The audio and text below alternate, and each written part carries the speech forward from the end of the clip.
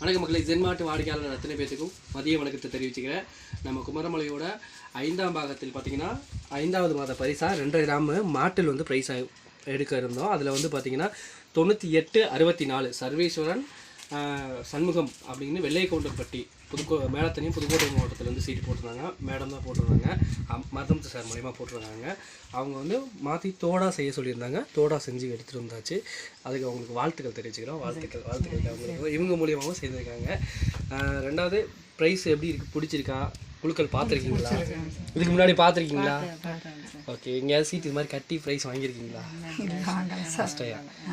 அப்புறம் வேற ஏதாவது சொல்லணும்னா சொல்லுங்க. நீ வாங்கியிருக்கல, அப்புறம் நீங்க இதுக்கு முன்னாடி சீட் நம்ம வாங்கியிருக்கோம்னு சொல்லு.